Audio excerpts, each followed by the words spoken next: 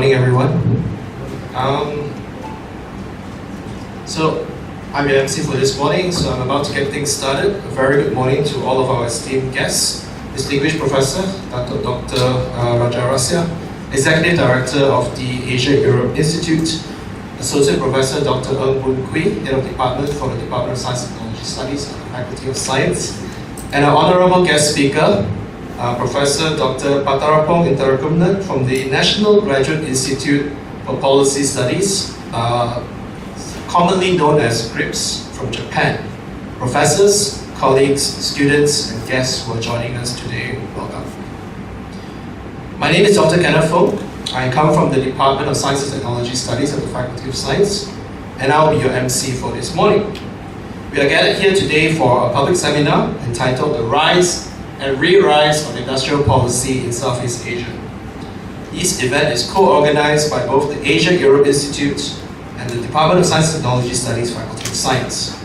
This program is also timely as the Faculty of Science, Universiti Malaya, is celebrating its Blue Sapphire anniversary in its 65th year. So before we begin, I would like to ask that you switch off your mobile phones or set it to silent mode before the start of today's seminar. Without further ado, let me introduce our moderator for this morning, distinguished Professor Dato Dr. Rasiah. Distinguished Professor Dato Dr. Rasiah focuses his interests in technology and international development, specifically in industrial policy and innovation.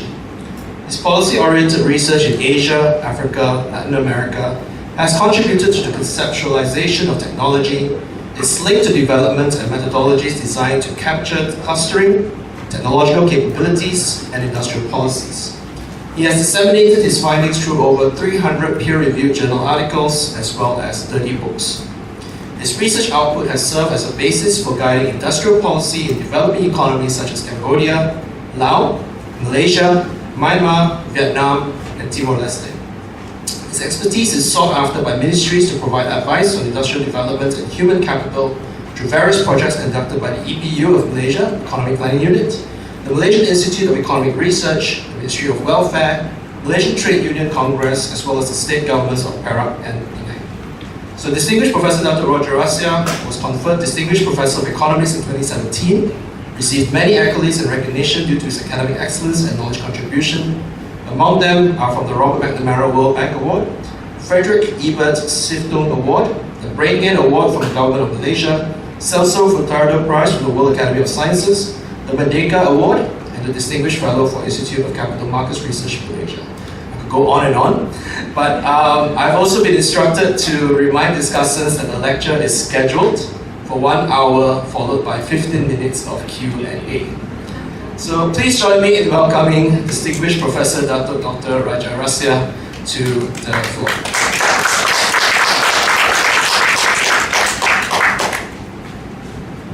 Thank you. Welcome to all of you. But please discard what he presented about me. It's actually about 10 years old.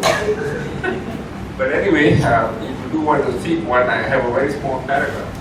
If you look at the research books, you'll find that, because otherwise it's too mundane. Now, coming back to the talk today, it's been a while since industrial policy has become fashionable. Before I speak about that, I shall welcome first Professor Patarapong. We've known each other for a long time. He's typically known as one of the more illustrious experts on national innovation systems, or at least one who focuses on science, technology, and innovation, what role it plays in the development of the various different sectors in the national economy, both at the micro level and the macro level, but more specifically on Thailand. Though, of course, today's talk will touch on a number of other countries. Now, he's a PhD from school, supervised by Martin Bell, I believe, and of course, she's a proud student of his supervisor. Now, in addition to that, he's currently a professor at GRIPS in Japan. Now, he's going to talk about industrial policy. I'll come to that when I move on from introducing some issues to open up the debate on industrial policy. Please, Professor Patarapong, welcome.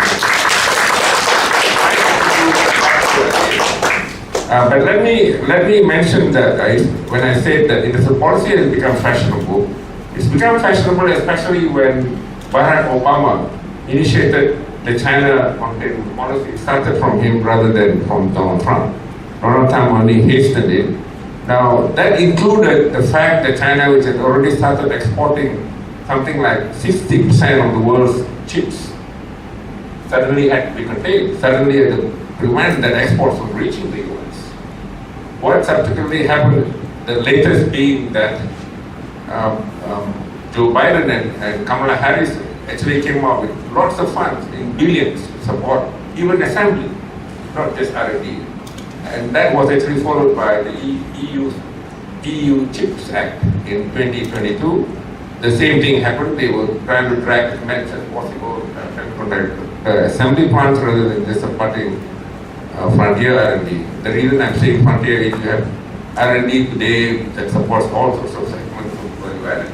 And in this case here, frontier in terms of generating new stocks of knowledge or extending the capacity of individual products. For example, for the chips is led by TSMC, or Samsung that leads memories. We all know Intel still retains hegemony over microprocessors. But I wanted to mention a few things, one of which is the fact that industrial policy is defined in different ways by some. I also like the definition that Professor Patarapong gave, but let him say that when it's his turn to speak. The first, as it originated. Volume 2 of Adam Smith's book, he has 5 books touching on different things. When he spoke about the invisible army, only speaks about the market. When he speaks about industrial policy, only industrial policy, all of which targeted at explaining how a nation's wealth is created. And then he has a comprehensive what both the words are beneficiaries, the master leverage contain all that. I happen to have read them. But that's the same logic that he expounded, because he said in manufacturing, the capacity to differentiate and create, expand, intensify the division of labor is the highest compared to all sectors. And he uses the pin factory as the example. While in the case of Alan Young, I often like that paper, it's just like you read Ronald Coe's work, The Nature of the Firm in Economica is as good or even better, Increasing Returns and Economic Progress by Alan Young in the Economic Journal 1928, where he actually explains that how that differentiation raises the synergy, in this case here, increasing returns as opposed to scope. He speaks about increasing returns, but others like Abramovich speak about scope. I mean skill. Skill doesn't necessarily mean that as you produce more and more, the returns rise. That's the point Alan Young discusses in his article. But I think having had done work for UNIDO defines it differently. So long there is a manipulation of markets, by markets here they refer to relative prices, then there is a policy. You can support agriculture, you can support services, any sector for that matter. It's just like in my examples, I use the Pacific Island to show how the Western Bay Scheme that was created so that 9 Pacific Islands could cooperate in terms of how they preserve and promote tuna fishing, including its development as well as fishing, so they address conservation and at the same time support government revenue. You can look at it, you just analyze it, so it will be up at some point. UNIDO report will contain that. Now, that is actually not one that extends into manufacturing, so that's also part of it. So I believe the one that the Patarapong will address is somewhat different. Can I have this slide with open? Oh, he's already put it here. I just wanted to show this. Yeah. Most of us would have heard about passive and active industrial policy. Why I say that is people like Jagdish Bhagwati, in his work with Richard, for example, when discussing why FDI inflows from the US would benefit both countries, he was actually talking, this is the extension of it for the world. He was actually talking about proscriptive industrial policy. By here, he's actually talking about correcting for failures, correcting for mistakes, correcting for government interventions in the past. he mentions that what they should do, because the US is the capital surplus labor scarce country. The Mexican, in the case of Mexico, is a labor scarce, capital scarce labor surplus country. You facilitate the flow of labor, for a flow of capital, because nobody likes to face labor flows. Capital flows, then in order to do that, you should make it exciting. It should be one where you provide the motivation for capital to come by way of creating export processing loans. You develop the infrastructure, provide security and stability, and we all go into Mexico City. I've done field work. It's quite dangerous for a person coming from Malaysia. But with that sort of arrangement, including customs control, coordination, and so on, then you also, in this case, he said, since it's the initiation, you should also give them incentives to provide the spur for those firms to relocate. That's the argument Bhagwati subsequently and Kruger claims in the 1980 work she has on East Asia, where she discusses Korea, Taiwan, and so on. She forgets that they also had active policies. Because calcium was Asia's first export processing zone, first in the world in San Airport in Dublin. Then, of course, you have Masan and Incon at that time in Korea. Similarly, you have the Clark base in the Philippines. Singapore consisted the entire island to be an export processing island. Malaysia also has similar things that were all the time later, they say even later. So for them, that is not really industrial policy in the traditional sense. In the traditional sense, for them, that's industrial policy just to correct for disadvantages that arise for past government intervention. Proscriptive, the word Japanese Bhagwati used. By active industrial policy, they accept that you actually deliberately design industries. You target industries by distorting prices because you want to promote aircraft, you promote cars, you promote chips. I remember being in a World Bank conference. I hope my former senior World Bank staff doesn't get upset with me. They were there, they organized a conference in Morotua, and there, of course, the World Bank guys were saying, Sri Lanka has got lots of labor, only focus on textiles and clothing, not on chips and so on.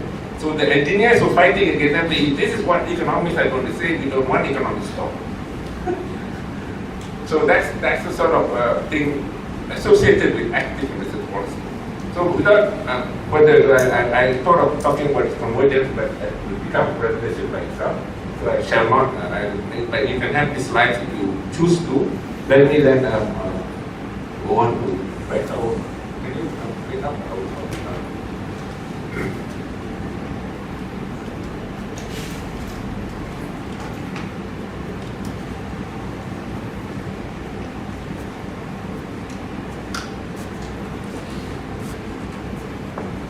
just get this out and go to the next one.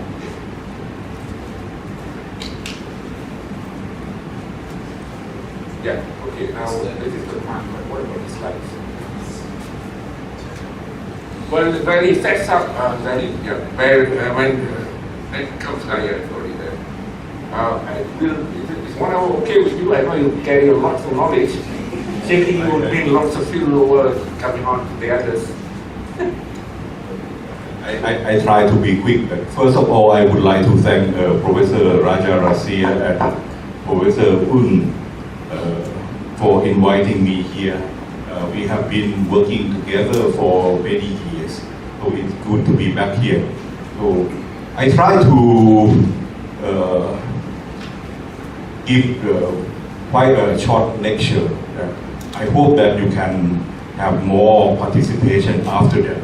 So my topic is the rise and rerise of industrial policy in Southeast Asia. And the definition, actually I took more the active one that Professor Rajah Rasiah said. So it's an intervention that seeks to change the structure of the domestic economy towards sectors, technology or tasks that are expected to offer the better prospect for economic growth or societal welfare.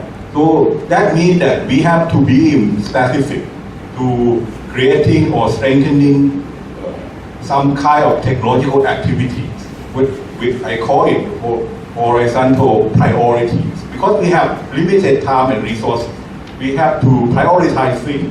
And some activities are much more socially desirable Right? For example, design capabilities. Many developing countries, especially I think Malaysia, Thailand, Indonesia, the so-called ASEAN 4, we now at the crossroad. We are trying to catch up with Japan, Korea, Taiwan. What we are quite weak, almost across the board, is the design. If you go to Japan, you can see a lot of very good design, not only industrial design or technical design, but aesthetic design, right? The concept of cute or kawaii have been very much well built in the Japanese product, right? That's the design one.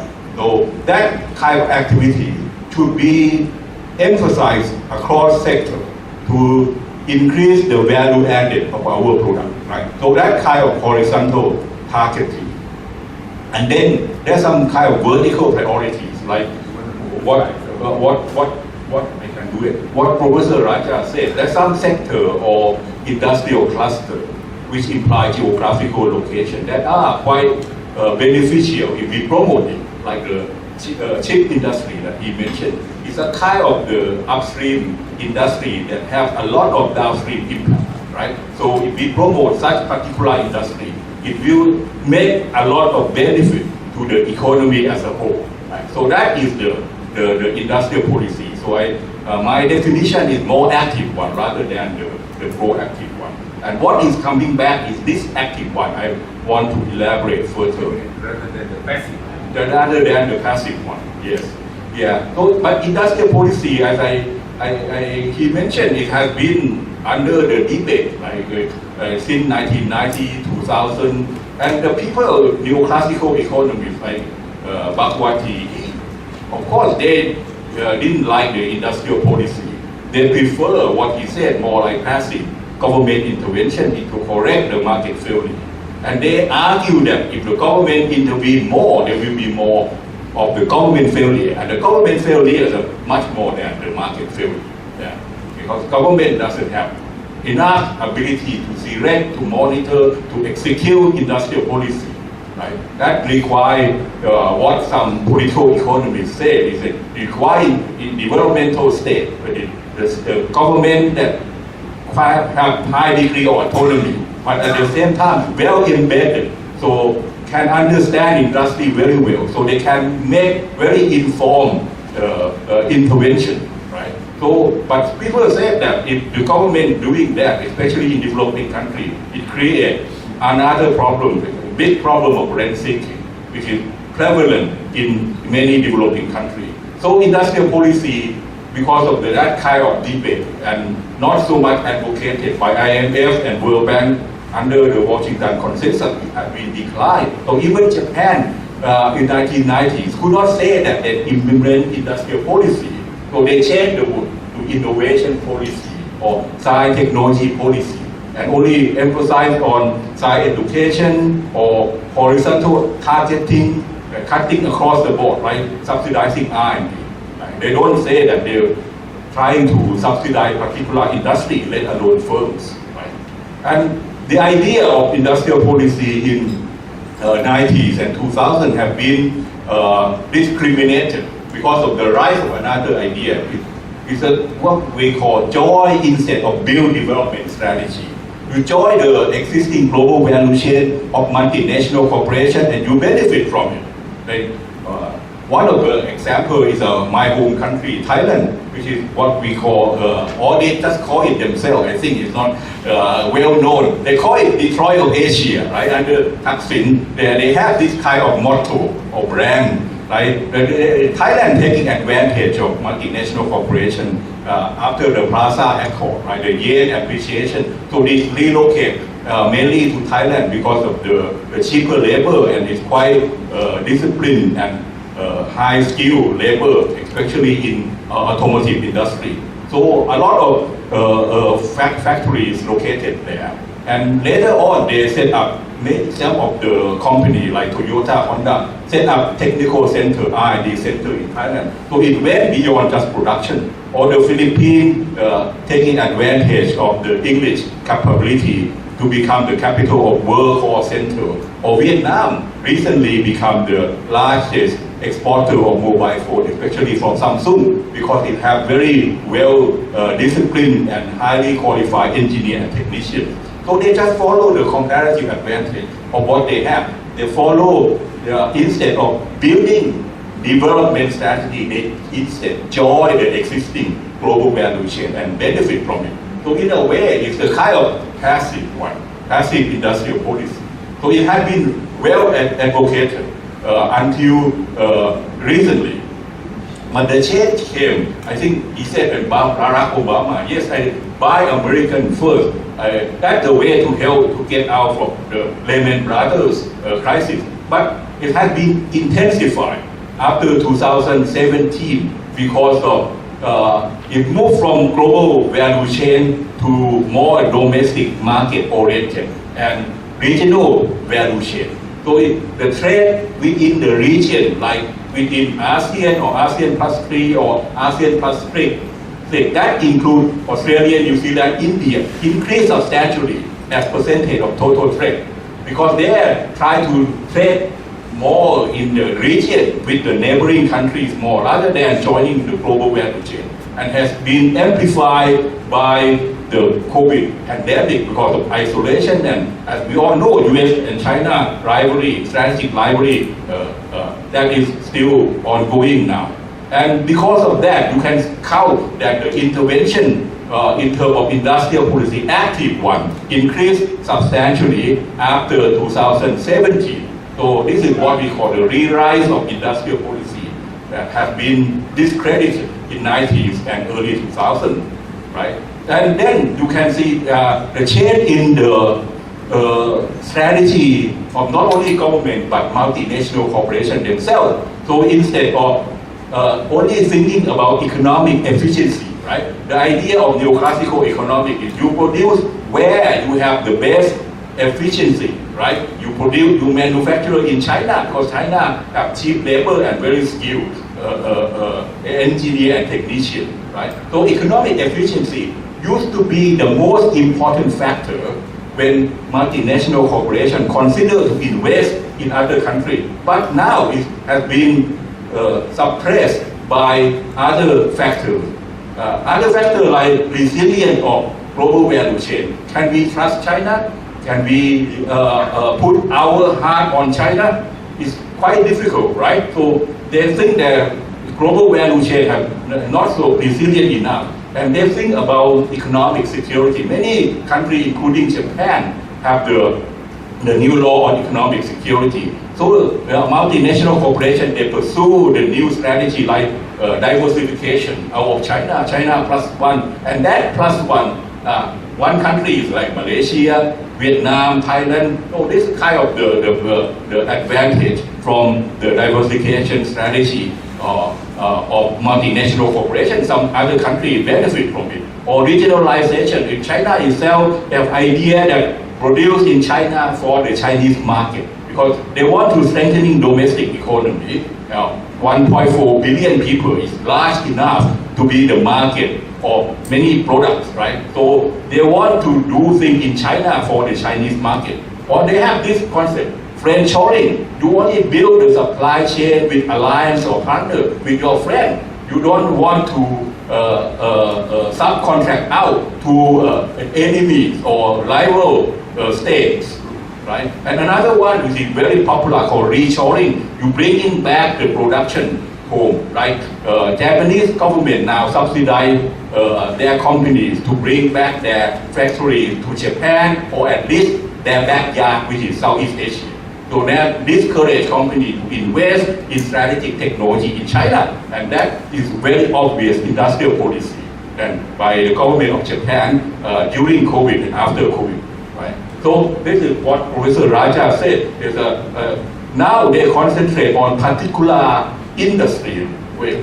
In particular, the chip industry, because it's very, very valuable upstream industry that have a lot of downstream impact. So many countries, including India or Taiwan, also start to have the CHIP Act and provide largest subsidy. That never happened before. Like in Japan, Kumamoto Prefecture has welcomed TSMC investment from Taiwan. And people argue why you provide subsidy to non-Japanese company, to Taiwanese company, but they say that happened in Japan anyway, right? And Japanese company lost the capability to produce high-end chip already, so they had to invite and subsidize the TSMC back to Japan. And another one which I think is people, when we forgot about industrial policy, another element which is important of industrial policy is we call executive decision, right? Or advocacy. So it's not only providing tax incentive or subsidy, but the government can persuade, right, company to do something extra. For example, this is very clear example. In China, if you look at iPhone in 2010, their contribution is only 3.6% of the total manufacturing cost. Even though it says it's manufactured in China, it's designed in California, right? The US, of course, took a lot of benefit from the chain, both R&D and design and marketing, branding. And Japan, Korea also took a lot of benefit. Samsung, which is the competitor of Apple, actually provide DRAM, right? And Japanese company like Toshiba benefit a lot from providing their technology like touchscreen. But China is only benefited 3.6%, even though it says it's manufactured in China. But that is not what the Chinese government wanted.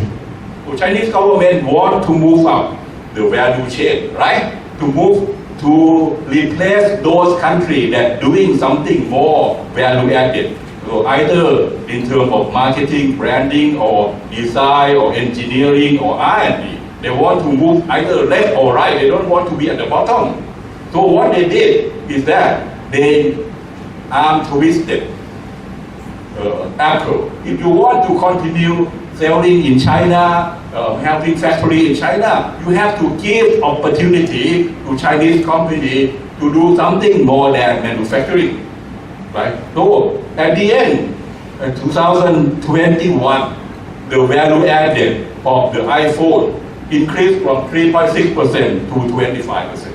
This is what the Chinese government did in terms of executive decision, right? Persuasion, negotiating with Apple. So they replaced some of the manufacturers that used to be done by the Japanese, is now giving opportunity to local Chinese company. So they, of course, you need the company that are qualified enough, but the most important thing for local company is business opportunity. It's not the financial support. Business opportunity, give them opportunity to join, to hire part of value added, more technology sophisticated part, and then learn from it. So this Chinese company replacing Toshiba, replacing Samsung to some extent, and they can increase the value chain. So this is another element of industrial policy beyond just financial incentive. The government intervention in terms of persuasion, executive decision. So that is another way. And back to Southeast Asia. I think Southeast Asia, we are what we call second tier or secondary newly industrializing economy, right? Countries like Thailand, Malaysia, Philippines, Indonesia, and now Vietnam. And we are praised by the World Bank that we are successful to follow what we call the passive industrial policy, the more market-friendly policy approach is trying to increase the export, promotion, infrastructure, education. So doing something basic or fundamental. But in reality, if we look like even the Thai automotive industry is not without proactive industrial policy. Like Thai automotive industry is trying to bridge between multinational corporations like Toyota and provide training to I asked the Toyota engineer to provide training to the local firm.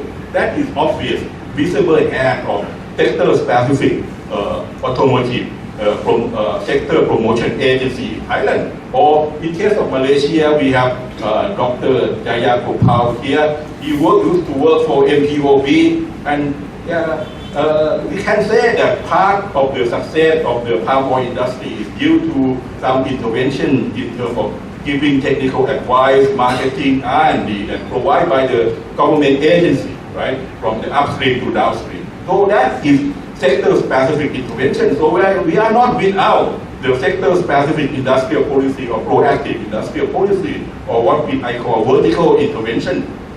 Right? And after the COVID, this is even more obvious. Now we can see that after COVID, of course in short term we want to get out of COVID, right? But the longer term we can see a lot of policy of country in the region that targeting digitalization. This is a specific task, right? Specific technological task, horizontal intervention, or bringing in Industry 4.4 technology to upgrade those industries. Another horizontal targeting, right? 3D printing, for example, or robotization have been obviously subsidized, right? If we look like country like Brunei, we can see that it's quite obvious. The government provide co-matching grant for business to go online, right? And Indonesia provide direct subsidy. If you buy online good, you get 20% discount. So this is very much intervention from the demand side as well. In Malaysia, I think you know more than me, there are many type of organizations that set specifically to promote digitalization strategy, specific grants, specific fund to promote the digitalization and skill development. Right? In Singapore, it's the same. The core digitalization training in Thailand is trying to link SME with the agriculture, SME agriculture to the tech startup. Right? These two should be merged, and then that kind of specific government intervention as well. Right? And so that is what in general. I want to focus the last part on specific policy, because I'm doing research on electrical vehicle now. I put a question mark here, industrial policy for leapfrogging, because with an arrival of electrical vehicle replacing internal combustion engine, in theory, it should provide a leapfrogging chance for newly emerging companies, right? Because they don't have to play the catching up game. The technology is not mature, the barrier to entry is quite low, there's no dominant design, so they can jump into the industry and pick it up and develop its own brand. It can take advantage, either first mover advantage or be going to the niche area. And looking at these two countries, in Thailand and Vietnam, Thailand has developed the automotive industry long time ago, in 1960, and it's becoming production based of multinational companies, especially Japanese companies in ICE outdating technology. And it has a very large local supplier network and sector-specific policy, as I already mentioned. But Vietnam is a newcomer and started 30 years after Thailand, but it's expanding domestic market. As we know, it's becoming an exporting hub, especially the motorcycle industry. And for EV, you can see that the Thai government have a lot of the financial incentive, especially tax incentive, and trying to build the environment, increasing the number of charging stations, trying to develop the models or the standard for EV charging, for example. BOI provide a lot of generous support, but you can see that I put the circle here. Instead of supporting only EV, they supported hybrid one. Why is that? Because the Japanese investment in Thailand, they prefer the hybrid. They didn't want to go to the hybrid one. They want to move very slowly. Right? So Thailand Thai policy has been lobbied by the Japanese multinational corporation, so still providing a lot of incentive to hybrid vehicle, right? So in a nutshell, I think Thailand, I think EV industry is trapped. It's successful in inviting FDI, especially from China, new company like the MG, SAIC or Great Wall started to invest in EV production in Thailand. But it's not the case of leapfrogging, because we cannot see any local brand coming out. We cannot see anything Thai. So we missed the opportunity, right? This is not the case in Vietnam, which I will talk later. Partially because it's locked in the ICT technology, because it used to be a successful production base for a Japanese company, right? So even the Chinese one investing in Thailand is still not doing R&D there yet, and know the local brand. So in Thailand is a case that you have the limit of the FDI-led industrialization, or what we call joining instead of building development strategy. That is a limit of just joining GVC, because you cannot upgrade, not like in case of the Chinese mobile phone, right? iPhone that I already mentioned, right? But in Vietnam have some policy to help EVs, right? They try to support HEV, hybrid one, but the EV excise tax rate reduction, the gap between HEV and BEV increased, so they much more in favor of BEV later. And then they have incentive, like they use the public procurement, like bus operation or taxi for the locally made EV. So this is a kind of government intervention in terms of public procurement, or trying to use captive market to promote new product.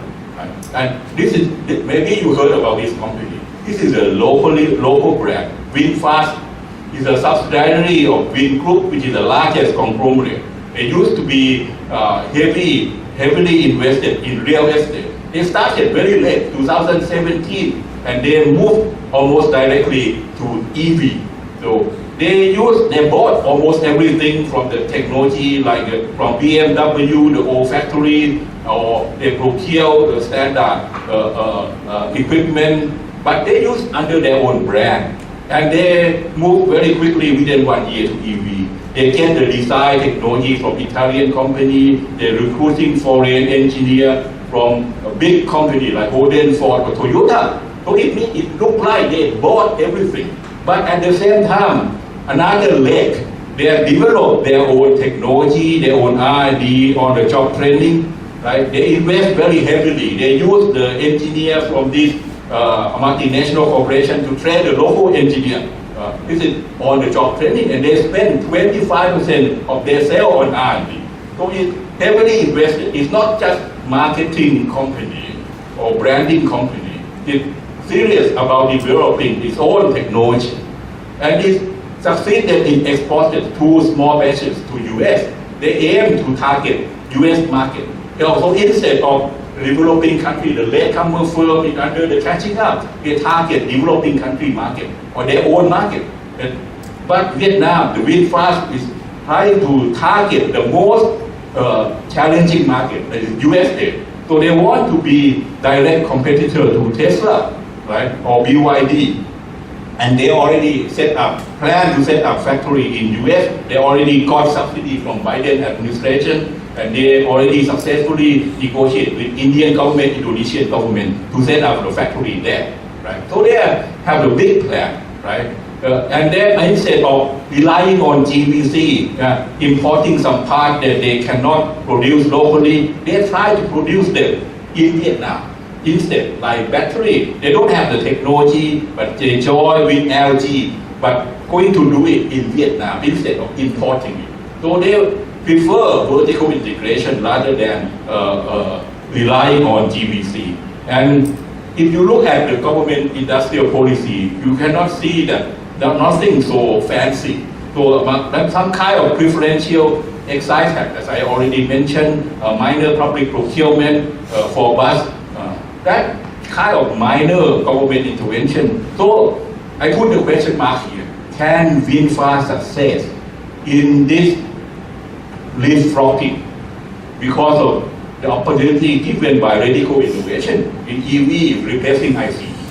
Well, in theory, Jupiter theory, that's possible, but can they do that? But it looks like they are very serious in standing on their own feet, developing their own technology, training their own engineers. So I just want to conclude that the industrial policy is coming back globally, and in Southeast Asia is becoming one of the alternatives, right? More than just providing infrastructure or training of engineers, right?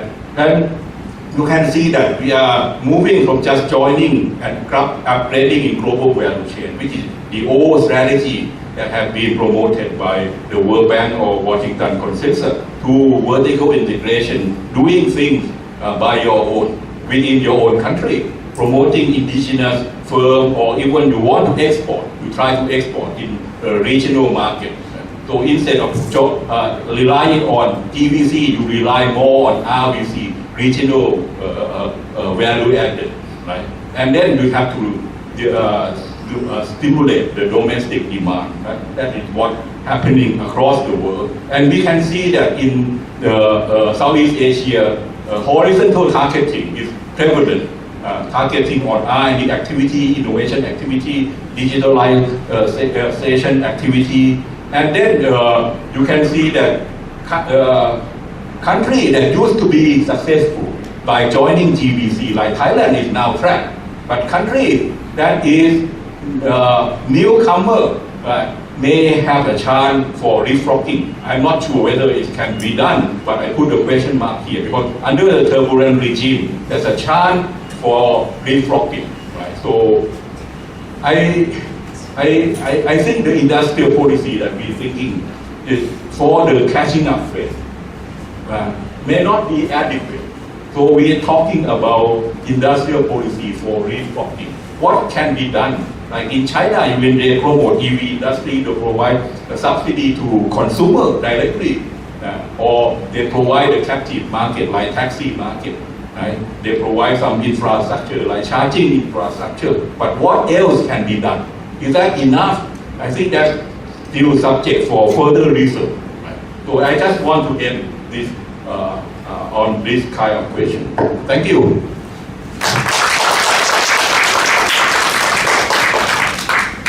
Thank you, Professor Patarapong, for this exciting and incisive lecture. I'm sure everybody will agree with me.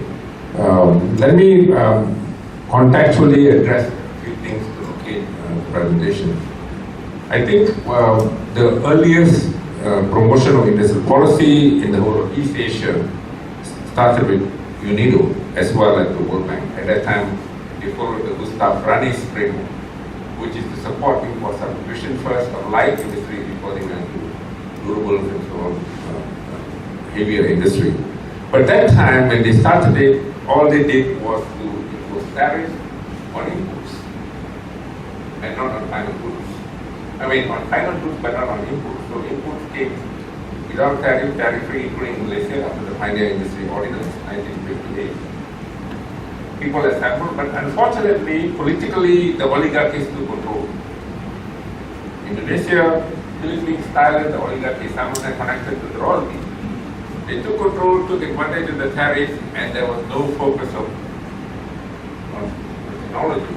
I still feel the pioneer of national innovation system comes from the outfit, Christopher Freeman. I communicated about with him, but didn't see him in person.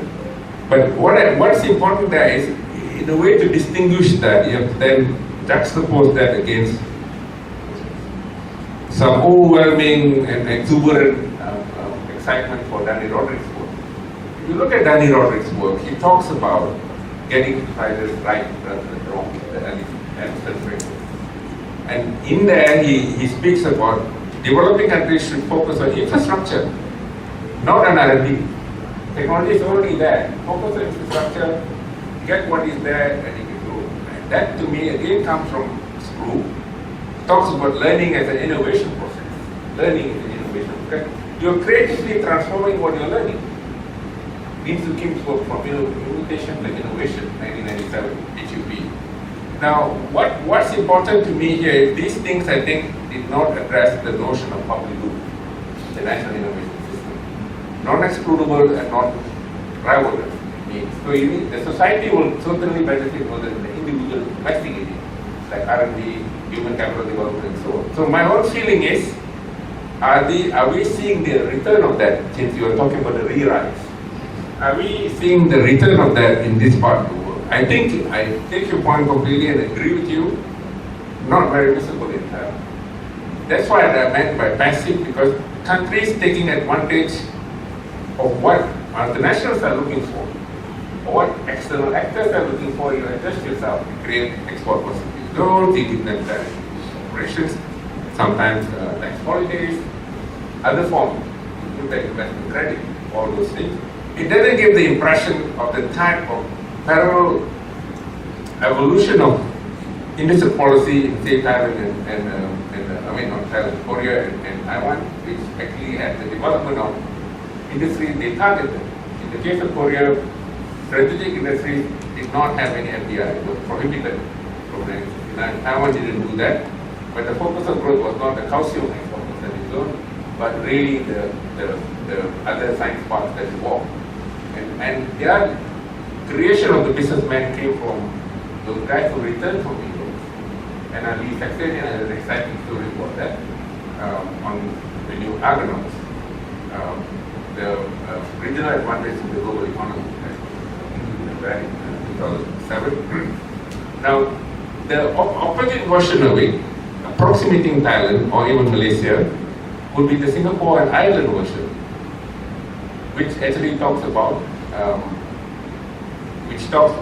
liberating strategy.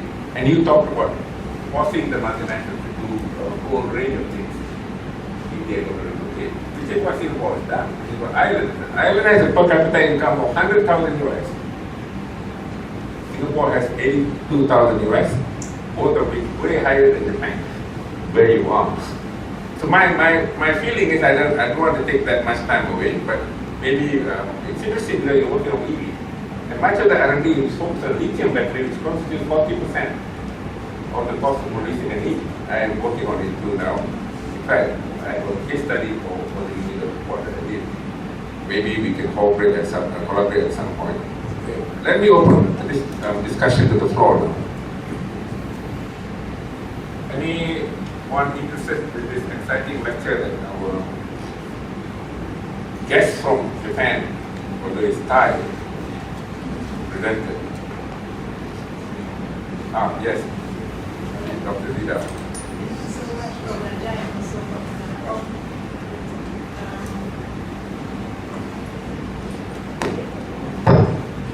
Right, thank you so much for the very interesting presentation. As you know, I'm very interested in sustainability, all these SDGs and all that. And of course, now just going back to this paper by Short and Steinmiller on looking at the tree, the evolution of SDG policy, and now they're talking about transformative change. So how do you see, because when we look into this kind of catching up literature, it's mostly on the innovation system sort of, domain or perspective. But now that we are going into transformative change, you also have to look into how the countries are. When you talk about EV, it's not only about export market, it's about greening the country itself as well in terms of local demand. So how do you see that? Are we just going for another, normal catching up using green growth as another way of catching up, or countries in Asia is also addressing the greening of their country as well, in addition to looking to industrial policy by using green technology? Just want to have your ideas on that. I think the new science, technology, innovation policy that you mentioned, the transformative policy, has a room for more experimentation. I think not the fixed one like before. So but ability for the government to carry out this experimental policy, it has to be quite high and demand even higher government capacity, right? Because if you carry it out in a smaller area or in some sector, can you really scale it up? Or if it fails, can government accept the failure and get rid of the bad policy? The policy learning capability of the government is required even higher, because normally the bad policy continues because of vested interest. It's more difficult to stop the bad policy, to learn from the bad policy, right? So that I think, but here when I'm talking about the EV industry, of course, it's about greening the local economy, about sustainability. But when my focus, I'm look on the manufacturing side, the producer side, not the side of the society, or a little bit different focus. But here, I'm looking at whether a company like VinFast can be successful. Can VinFast compete with Tesla or BYD? Because in theory, it's the turbulence regime where there's no fixed or mature technology. When the technology has been disrupted, like changing from ICE to EV, like now, this is a chance for the newcomer to come, right? And jumpstart their activity. So this is what we call leapfrogging. Can we do that? At least we saw that what happened in case of BYD and other EV car in China. But VinFast from country like in Vietnam, we don't have much higher capability compared to China. Can it be successful? Because if VinFast is successful, then we can see that there's a chance for really leapfrogging. So that is a big question for me. When I'm doing this research, many of my Japanese colleagues, they doubt it. They say this is not going to be successful. They cannot compete anyway. But I still have some belief in, maybe strongly, maybe I'm from Southeast Asia, right? So I want to see Southeast Asian companies successful. I'm fed up with hearing the Japanese story, the Korean story, the Chinese story. Why can't we do it? So I have been, of course, I'm biased, but I'm biased in favor of us. So even though they say, you are maybe not doing some serious work, because they're not going to be successful anyway. But I still want to investigate this case. I'm stubborn. This is my own passion. So why not, right? This is the Thai-Japanese setting, so you can't take the Thai away from Japan. But coming back to that, I think that's an interesting question. You might actually want to look at interesting books like Greening of Capitalism. This is John Matthews. I actually reviewed the book for Stanford University Press. It talks about how East Asia is driving the new great transformation, taking the caption from Carl Polanyi. Now, I think it's interesting because even in the last report I have, Asia among the developing economies, Europe is still the greatest polluter around. Asia among the developing economies is the greatest polluter compared to Latin America and Africa. But it shows the highest reduction in all sorts of pollutants, not just carbon emissions and greenhouse gas emissions. So it tells that there are initiatives to green manufacturing, including China, which has its carbon net zero at 2065. Same like Thailand. I don't know how these are targets. I'm not sure they're going to achieve them, but that's how the carbon net zero targets are. But that's interesting in the sense that there are serious initiatives that's going on to green industry. And unlike what Europe did, because deforestation remains most intensified in Europe. At one time it was not palatable because if you had followed the Meadows et al. Argument, limits to growth. There are limits to growth, obviously, so you have to reduce growth. And that's why my Prime Minister at that time, Tun Mahathir, said he wouldn't like to see the Penans living up there for only 40 years when he launched the Batok Dam. He wants them to come down, expand their life expectancies, perform well, and have a better life. He defined that way, and yet we are now in some sort of clash because the happiest country in the world is Bhutan. Life expectancy is 40 years. What does that seems like? It approximates what was there in Baku compared to what we're trying to do there. And again, it depends. Again, it also depends on expectations. But the interesting point I'd like to make is the United Nations Convention for Climate Change, after the Paris Accord 2015, attracted enough countries to seek initiatives to cap temperature rise to 1.5 degrees Celsius, with 2005 being the base year, over the next 100 years. And there are initiatives going on to do that. At least it shows that Stephen Hawking's prediction that we need to move to Jupiter doesn't need to materialize. Yes, sir. Thank you, Patarapong, for that.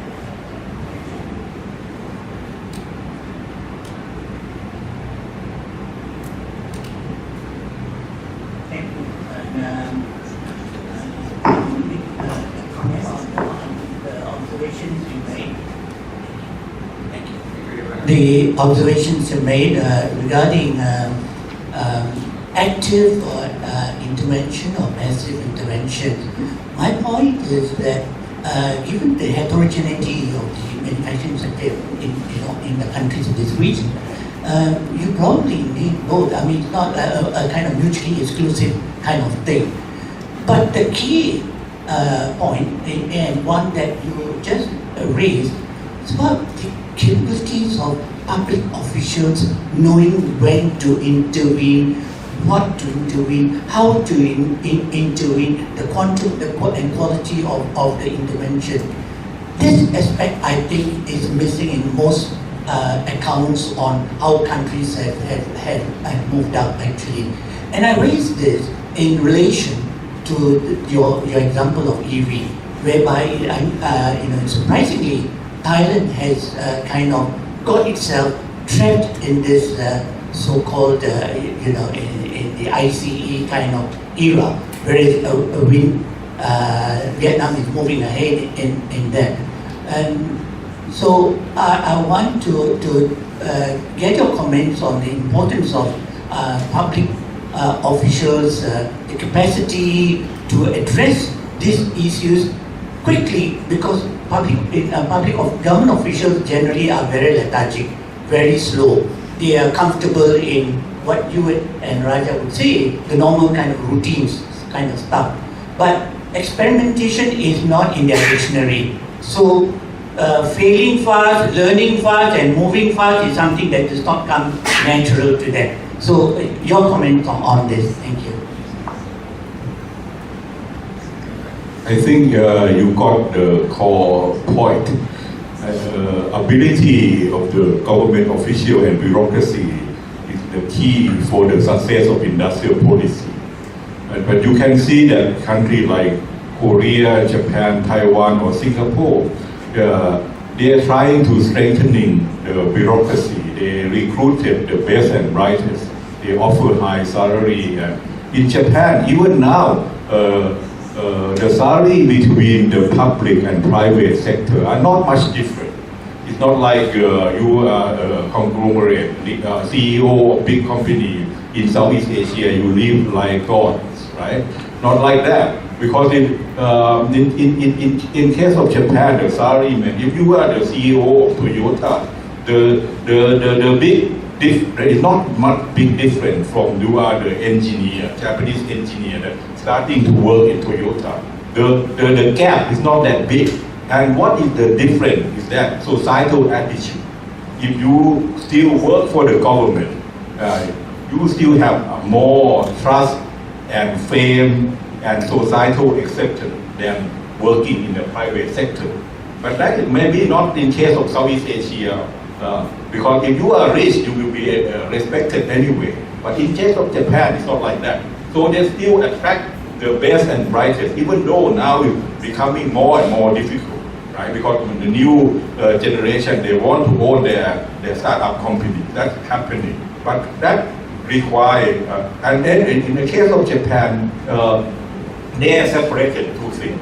They have bureaucracy, the career bureaucrat who move from one agency to another. If you don't move, you cannot be promoted. So these people know well about administration, know well how to make decisions, know well how to get the information, right? So these are the people, but deep knowledge we need for the industry. They have their own research instilled, policy research instilled, attached to each ministry. So each ministry, they have deep understanding because they have full-time researchers working on the industry. And they invite the professor from university as well as the industry people to come and contribute in the research, right? And sometimes some of the bureaucrats, if they want to know more, they can move to the research center under the ministry temporarily, like 2 years, and they coming back and become bureaucrats again. So they have time to think. The Southeast Asian bureaucrats don't have time to think. The minister asks you to submit your opinion today because they want to have cabinet meeting tomorrow, right? It's a fact of life. I used to be in bureaucracy, I know. So they don't even care when you write something, right? Sometimes you just bullshitting, right? You just say whatever you, right? This is my opinion. You don't have any background knowledge about things. You have to just get by day. That's the fact, right? So I think the setup in the bureaucracy, the ability to have the think tank with your own agency is a must. Because in Southeast Asia, we don't have this. We also rely on the consulting company, right? Boston Consulting Group, Arthur Anderson. They gave a very beautiful presentation, but no in-depth. Sometimes we have to teach them, right? We have to the one who input on their presentation. But that is the weakness because we don't have this kind of institution. So industrial policy requires institutional building, especially policy research. So you need a kind of bureaucrat who know well about the subject. You need the internal think tank, and that needs to be built over time. It cannot be taken for granted. Then if we want to have more specific policy like this, we need to strengthen our bureaucracy. That's the first priority, right? When the government give money, they don't give the money, they only give the money for project. There's no money for capacity building. They think that all of this execution body can execute from day one. No, they cannot. They have to be built, the capacity need to be built. They need to have separated budget for project execution body to strengthen itself. The Japanese one did that.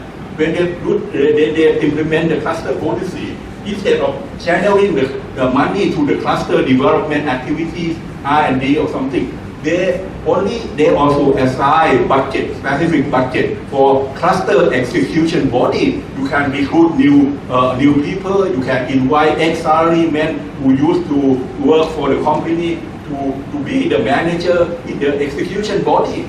This is capacity building, and that requires separate budget from just the project, right? So this kind of idea they don't have in Southeast Asia. I talk to many people in Thailand, and I say that you do this, do that. You want to be like them, but you don't behave like them. You only want, but you all decide. You don't have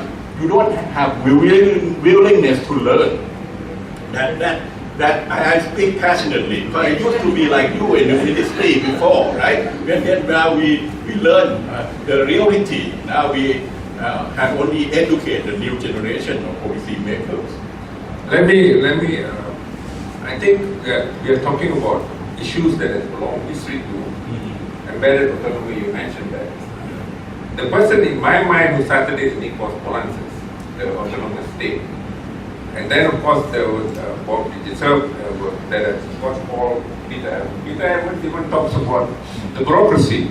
You need to have a competent bureaucracy. That's an important part of what you call a strong state as opposed to a hard state or a soft state. I don't know if you're familiar with it. Princeton in Press Book 95, Embedded Autonomy is the title.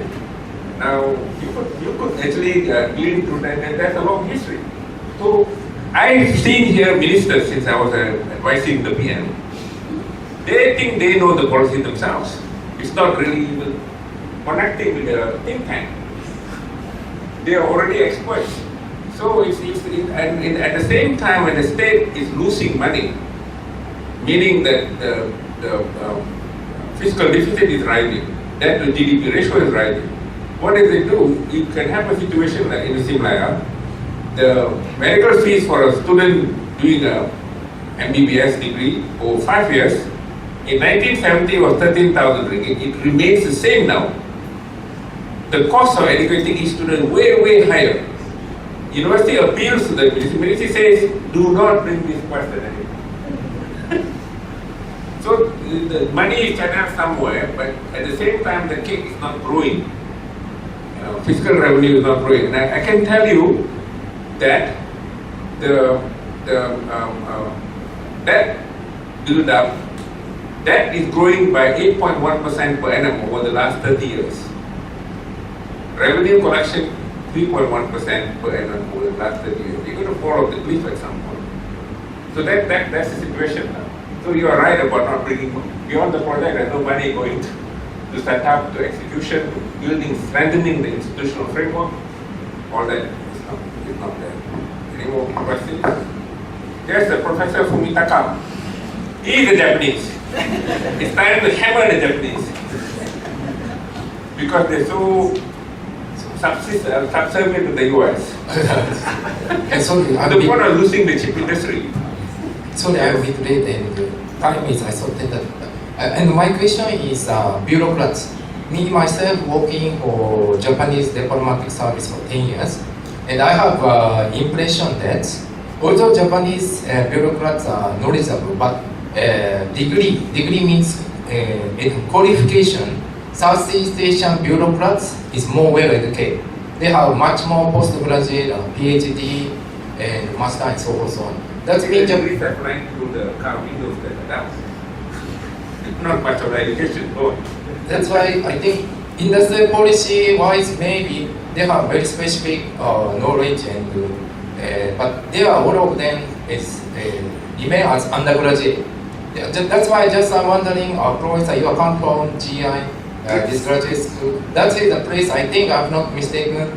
The Japanese government set up to upgrade their degrees, then collecting all the best professors, Kitaoka sensei, Shirai sensei, and so on. Except for him.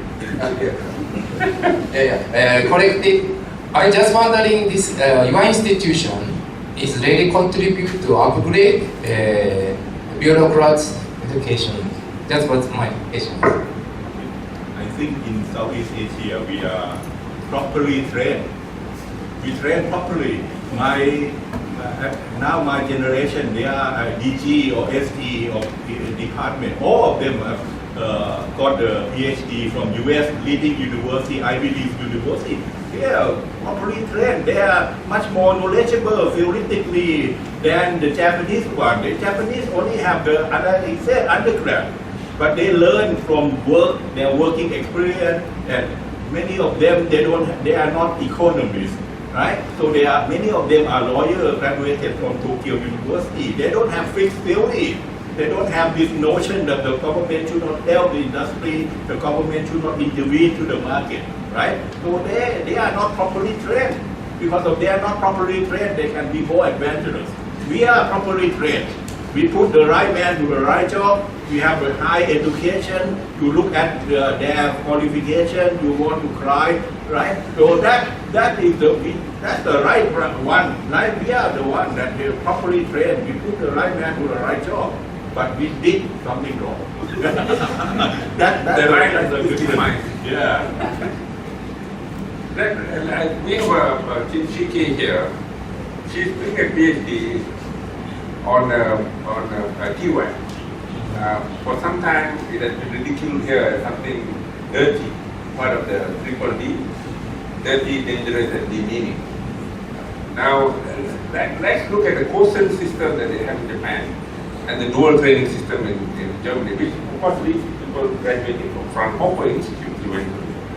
But they're doers. They're doers. Now, I'm not sure whether it's because of lack of recognition, because sometimes I feel the political structures here doesn't really, not that I'm appreciative of Japan, but doesn't really stimulate or provide encouragement for people to go in those kinds of directions. 2005, we introduced dual training system here. What have we produced? Nothing. Because on paper, we say we need to have this many PhDs, say sometimes 600 in PhD, and we produce 600 PhDs, but is that what you're looking for, the numbers or the content they get? My doubts. We still have some time. Yes. You want this? Thank you, Professor, what you said about the capacity building, policy capacity building, and about the fact that a lot of our talents are trained in the West, say particularly in the US. And there, I think it depends on the university that you go to, but by and large, there is a kind of academic or intellectual ideology, isn't it? I mean, if you get your PhD in schools like Chicago, and you're trained to think in a certain way. You write your PhD and you spend 3 or 4 years, and that really shapes your thinking. So when you come from those schools, it really shapes how you see the world, and I think that is a problem. And that's not just in economics. I think in other fields as well. Sociology, philosophy, politics. I think that's a danger that many of us are not aware of. There are a few schools that are more heterogeneous, that give you different perspectives on say economics, But today it's all neoclassical. Everywhere in the world you go, they're using the same textbooks, and usually the American textbooks. That's the big problem that we are facing. I think we send a lot of our bureaucrats to train abroad. In Thailand, actually, they send the bureaucrats to train abroad. Long time ago, they sent it to France in the beginning, in the 18th century, to train there. So they have this kind of long tradition of trained bureaucrats abroad in the proper school. But in case of Japan, I think Japan have 2 tracks, as I said. They have the bureaucrats who only have undergraduate degree, but they work hard and they try to understand the reality, they gather information, they don't have fixed idea. And when they need something deep, they go for the internal think tank, which have very deep understanding of industry, especially the information from the private sector. Right? That's the difference. But here we think the bureaucrats should do 2 jobs at the same time. They should be specialists in their field, and at the same time they should be able to work as an executive, right? But these 2 we cannot combine easily, right? So I think if we have to rethink about our bureaucracy, how to promote people, even in the company in Japan as well. Engineer, they only have the bachelor degree and maximum master degree. You don't need PhD, right? But the focus, like Ministry of Science and Technology in Thailand, may be mostly here as well. We want to increase number of PhD, right? That's one of the target. Increase the number of PhD in the manpower, right? But when we talk about innovation manpower, it's not only people who get PhD in scientific area. We're talking about bachelor degree engineer. We're talking about technicians who make things really work. Vocational education. We're talking about people who do the branding, marketing. So that, for me, when we're talking about human resources in science, technology, innovation, we should include all of this. But we misplace. We focus more on this kind of PhD training. Right? So that's one of the drawback of our thinking about the bureaucracy and policy execution. I think you may also have to look at tacit knowledge. Because in my mind, the economists trained from Chicago who are in Korea or who are in Japan, including the guys from Oxford and MIT, they are still very neoliberal. In fact, they continue to support a deflationary policy to the point where Japan had negative inflation for quite a while. The current guy is changing those things, not than supporting him, as opposed to what Jerome Powell, the Fed chief in the US, is continuing to raise interest rates to cap inflation because his concern is about preventing a recession.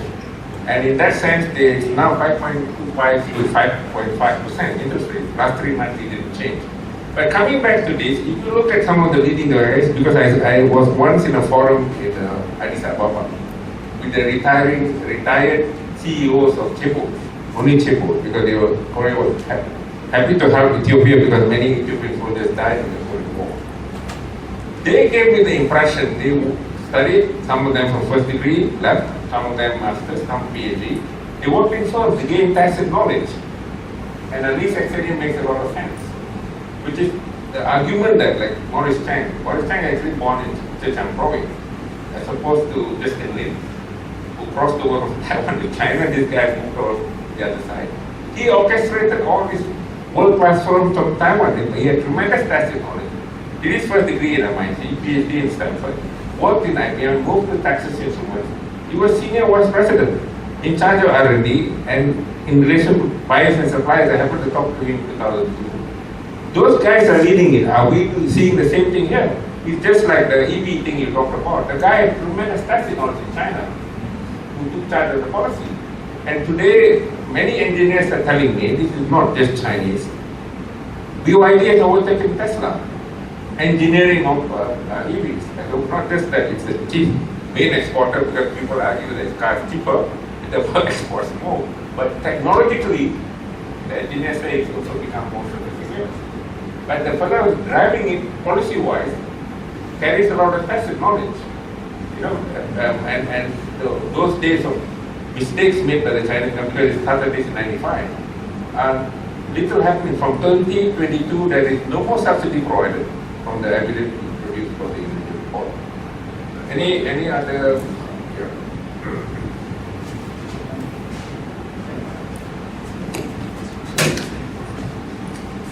Prof. Patarapong. Testing. Okay. Last question. Last question. Okay. I have a question pertaining to the EV industry that you mentioned. I would like to look from the perspective of ecosystem. Ecosystem in the sense like the country itself providing enough renewable energy to support the EV industry. I mean, all this while we could actually see a lot of EV industry. All countries trying to leapfrog into this EV industry or join the bandwagon. But unfortunately, their energy is actually not sufficient to supply. Like for example, Vietnam. Renewable energy is only 25% when they're trying to push wind fast in this case.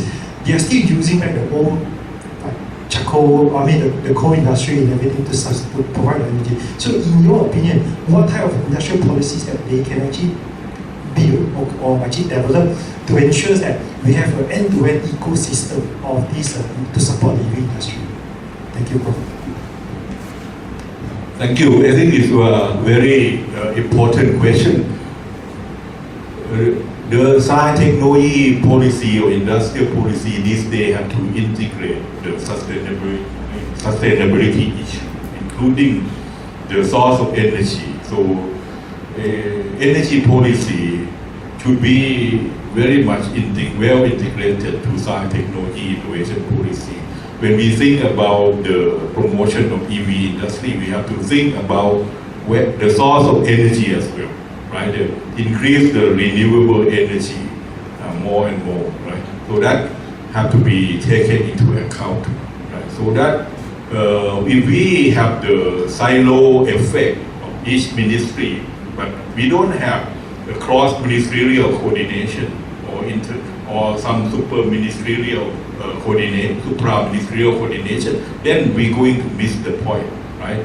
I don't know how in Malaysia, but I heard that the bureaucrat also moved from one ministry to another. That is the way to promote cross-ministerial coordination through moving of the people, right? And I think in case of Taiwan, they used to have the Ministry of Science and Technology, but it's very late, 2013, and they scrapped it. They went back to the old model. We have only Council of Science, Technology, Innovation policy under the Prime Minister office, and they scrap the Ministry of Science and Technology, right? And that in every ministry they have Office of Science and Technology. So that's the one that coordinates across ministry. So the policy is deployed from Prime Minister office, the Council of Science, Technology, Innovation, the Office of Science and Technology in each line ministries, the one that coordinate and execute those policies. But as you said, the industrial development policy, like trying to promote EV industry, because many of the countries, they don't link with energy policy because they lack of this cross-ministerial coordination body, and that also have to be created or strengthened. So as I said, that if you want to make industrial policy more effective, you need to pay more time, attention, and resources to strengthening the bureaucracy, either within ministry or having research institute or think tank within ministry or building up cross-ministerial coordination body. Right? So that cannot be taken for granted. That need to be built over time. Right? Let me just share some information in relation to your question. I did a chapter with my former student, Dr. Gopi Krishnan. It's coming out in the Oxford Handbook of Green Industrial Policy. It's about the role of ASEAN. Singapore has the least renewable energy consumption because it's got no hydropower. The rest of them, because based on landmark, because they have dams, they have most of their source of renewable energy comes from hydropower, which is discouraged by the UNFCCC because it causes deforestation and the consequences of that. But Singapore shows the highest increase though, because it's introduced carbon tax, it's ahead on a number of schedules, it's the highest increase in the use, but still lower than the other countries. One important problem you seem to flag indirectly is greenwashing. If you bought an EV, you could charge your car out there because the EV itself is supposed to hybrid. Hybrid, you charge for 12 hours, you get 30 kilometers only. Now, the EV, complete EV, you can get 5 hours of driving. You can drive to Penang and back. One round you can do that. Now, that EV, the electricity that you're using to charge, more than 50% comes from coal, more than 50%, including natural gas and so on. And you know, the biggest supply of renewable energy now here is solar panels. But solar panels can only be used when the sun is up there. So are there any strategies? We haven't seen in that chapter, we haven't seen strategies to see that there is, apart from the fact that when you use EVs, you're not seeing any fumes outside the gas, the mufflers, exhaust pipes, but you're still relying on non-renewable energy. So I think that's a good point to look at, but I'm not sure. But I believe this is also a problem in the West. In fact, the Third World Network often reports that these guys are lying. Okay, I think like all good things, we should put a stop to this for the moment in an exciting way. But let me, since the closing is done by our MC, I shall not say anything but to say that I'm sure you'll agree, we give him a big applause because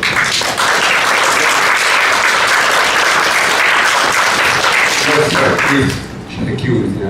Thank you once again to our discussants. We would like now actually invite the English Professor Dr. Rajah to present our token of appreciation to Professor Dr. Patarapong.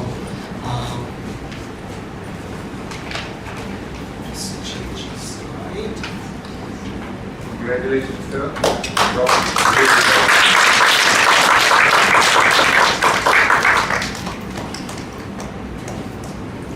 Also like to invite Associate Professor Dr. Ng Boon Queen to present token of appreciation to Distinguished Professor Dr. Rajah.